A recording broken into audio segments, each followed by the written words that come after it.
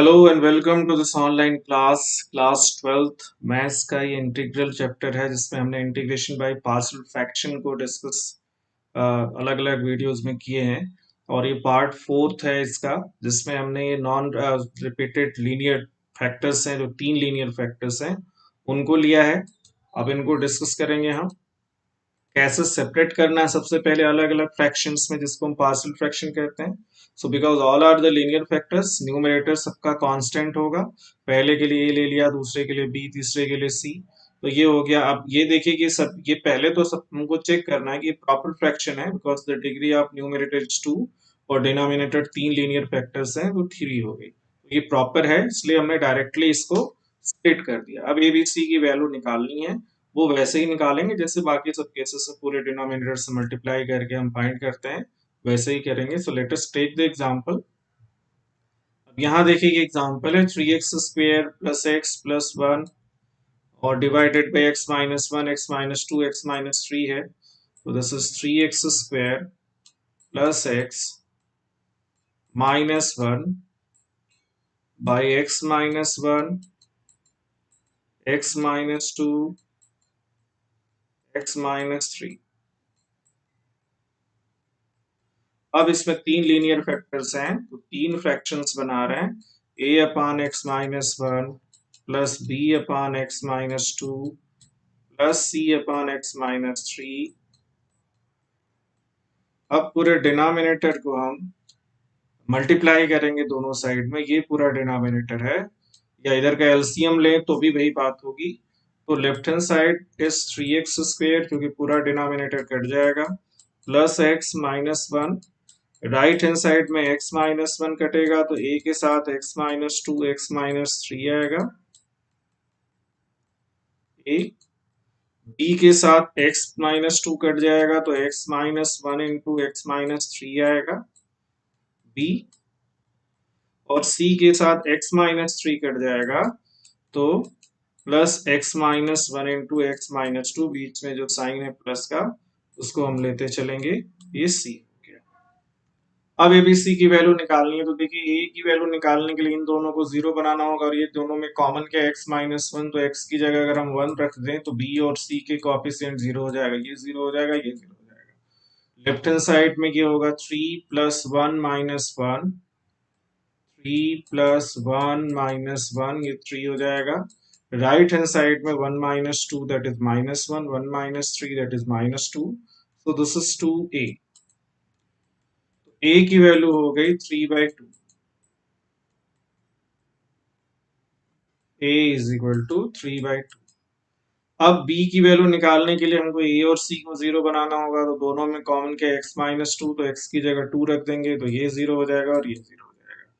तो x is equal to two रख दिया तो left hand side will be three into four plus two minus one. तो three into four that is 12 plus two minus one. Right hand side में a का coefficient zero और c का coefficient zero, इसमें होगा two minus one that is one, two minus three that is minus one, so minus B हो जाएगा। तो अब b की वैल्यू, क्योंकि ये क्या है 13 आएगा, so minus B is 13, so b is equal to minus 13। अब हमको c की वैल्यू बनानी है, c की वैल्यू निकालनी है तो a और b जीरो बनाना होगा। कॉमन क्या है इसमें, x माइनस थ्री, तो x is equal to three रख देते हैं।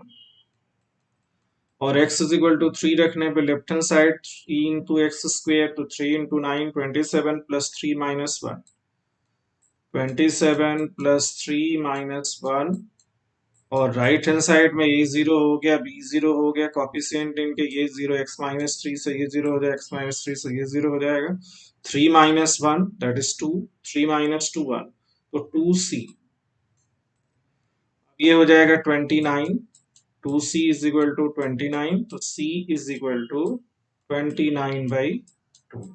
अब ये फ्रैक्शन हमको मिलेगा जिसको हमने स्प्लिट किया है, three x square plus x minus one, this is x minus sorry divided by x minus one, x minus two, x minus three. अब इन partial fraction this is a upon x minus one, a की वैल्यू कितनी है, two है, this is two upon x minus one plus b b की value -13 है, so this is -13 upon x -2 और प्लस c जो कि 29/2 है, तो 29/2 x-3, ये इनका पार्शियल फ्रैक्शन हो गया। अब इसका इंटीग्रेशन जब हम लिखेंगे तो this will be 3x² plus x-1 divided by, अब ये सारे फैक्टर्स लीनियर हैं और कोई भी रिपीटेड नहीं है, तो वो सिंगल कांस्टेंट के टर्म में डिवाइड हो गए हैं। तीन पार्शियल फ्रैक्शंस इनके बने हैं, तो तीन इंटीग्रल बनेंगे corresponding to each partial fraction.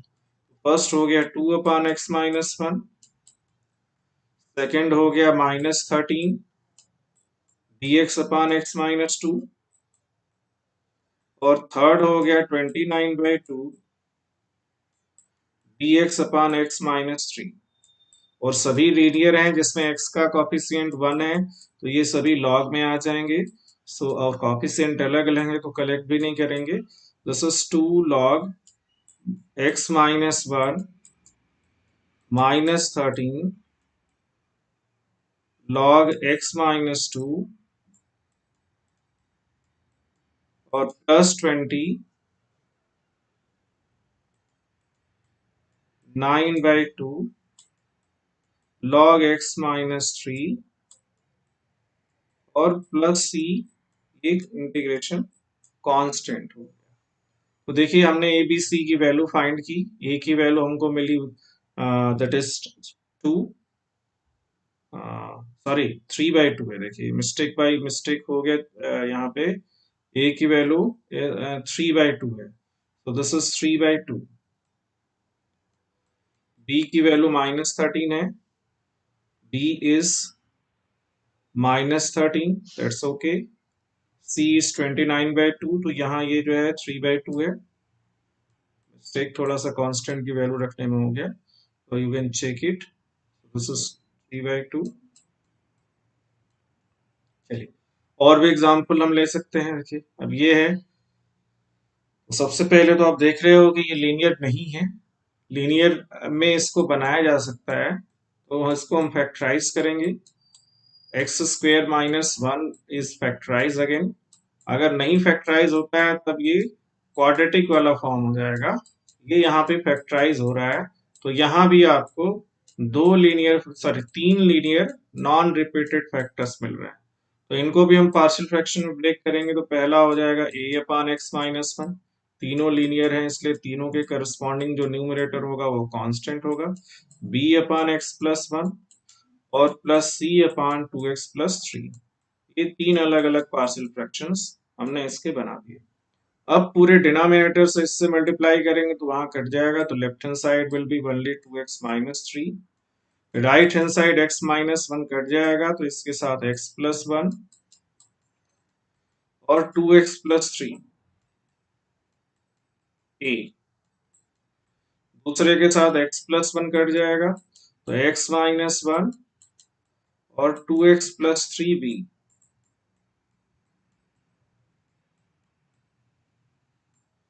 और इसके बाद c के लिए 2x+3 कट जाएगा तो x-1 इंटू x+1 x+x² - 1 भी लिख सकते हैं हम, ये c हो। अब ए बी सी की वैल्यू निकालनी है हमको, तो अब ए के लिए हमको बाकी दो को 0 बनाना होगा। दोनों में x-1 कॉमन है, तो x की जगह अगर हम 1 रख दें तो left hand side will B 2 - 3, this is -1। Right hand side ये 1 + 1 2 और ये 2 + 3 5, तो 5 इंटू 2 दैट इज 10a। तो a की वैल्यू हो गई -1/10, दिस इज a। b की वैल्यू निकालने के लिए a और c को 0 हमको बनाना पड़ेगा, तो x की जगह -1 रख दें हम। Left hand side will B -2 - 3, की जगह हम -1 रख रहे हैं, तो यहाँ पे ये -2 - 3 -5 हो जाएगा। a 0 हो जाएगा कॉफिशिएंट, c 0 हो जाएगा। अब इसमें -1 रखने पे ये -2 और ये 1 आएगा, तो मतलब इसमें x की वैल्यू रखें तो -1 -1 -2 और ये -2 + 3 1, तो दिस इज -2b। तो b की वैल्यू यहाँ से 5/2 हो गई। अब सी के लिए, तो सी के लिए हमको ए और बी को 0 बनाना होगा। दोनों में 2x+3 कॉमन है, तो x की जगह -3/2 रख रहे हैं। -3/2 रखने पे ये आ जाएगा, 2 कट जाएगा, तो -3 दैट इज -6। ए और बी के कोएफिशिएंट 0 हो जाएंगे बिकॉज 2x+3 कॉमन फैक्टर है इनका। तो यहाँ जब हम रख रहे हैं -3/2, -3/2 -1, that will be -5/2, -3/2 +1, that will be -1/2. So -5/2 -1/2 +5/4 हो जाएगा ये, 5/4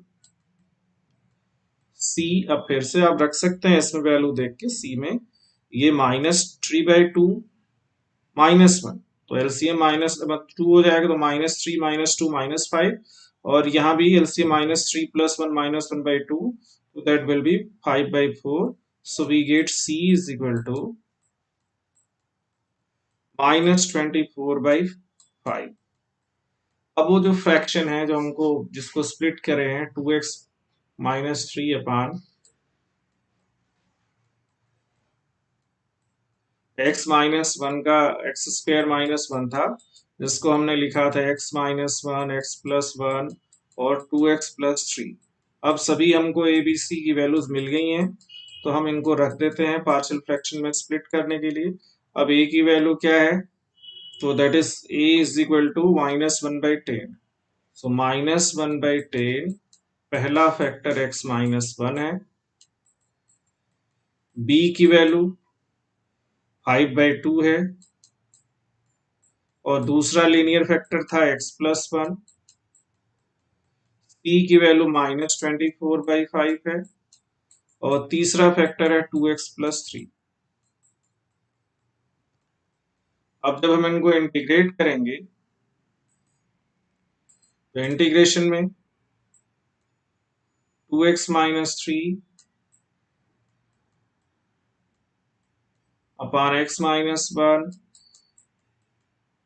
x+1 और 2x+3 dx। अब ये सेपरेट होगा, पहला -1/10 कांस्टेंट है, dx अपान x-1, दूसरा 5/2 बार हो जाएगा, dx अपान x+1, और तीसरा हो जाएगा -24/5 dx अपान 2x+3। अब सभी लीनियर फैक्टर है, सबका इंटीग्रेशन लॉग में होगा। तो first one is -1/10 log x-1, second is 5/2 log x+1, third is -24/5